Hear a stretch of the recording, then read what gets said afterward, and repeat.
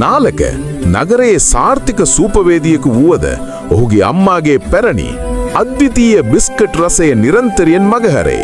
වට්ටෝරුව ලිඛිතව තිබුණේ නැත. එය තිබුණේ ඇගේ අත්වල වූ සෙනෙහසෙහි සහ ඇගේ මතකයේ පමණි. නාලක අම්මා හමුවීමට ගමට ගිය අතර ඇයගෙන් එම රසේ රහස ඉගෙන ගැනීමට දෙඩි ලෙස උත්සාහ කළේය.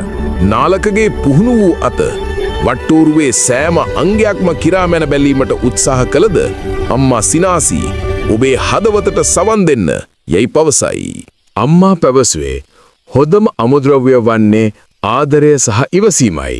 එයට ප්‍රමාණයක් නැත යන්නයි. නාලක මුලදී ව්‍යාකූල විය. ඔහු තාක්ෂණයෙන් හා නිර්වද්‍යතාවෙන් පුහුණුව ලැබුවෙකි හැඟීම් වලින් නොවේ. ඌ එක්ව පිටිගුලිය මිශ්‍ර කළා.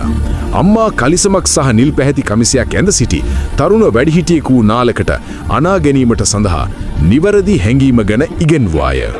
අවසානයේ නාලක තම නිර්වද්‍යතාවිය අතහැර දමා තම ළමා මතකයන්ගේ උණුසුම පිටිවලට ඇතුළත් කිරීමට පටන් ගත්තේය. අම්මා රහස්‍ය අමුද්‍රව්‍යයක් එකතු කරයි. ඒ මිදුලේ ගසකින් කඩාගත් නැවුම් කුඩා දෙහිගෙඩියක යුෂ ස්වල්පයකි. උඳුන වෙනුවට අම්මා සාම්ප්‍රදායිකම බිස්කට් පුලුස්සන ලීදර උඳුනක භාජනයක් භාවිතා කිරීමට යෝජනා කරයි. පළමු බිස්කට් කාණ්ඩය පිලිස්සෙන විට මුළු නිවසම ඒ නොවරදින උණුසුම් සැනසිලිදායක සුවඳින් පිරී ගිය.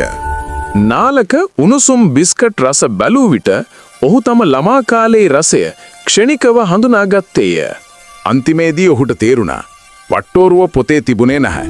ඒ උන්ගේ මුළු තැන්ගෙහි උණුසුම සහ ඔවුන් එකට ගත කළ කාලය තුළ ඇති වූ ප්‍රීතිය තුළ බව.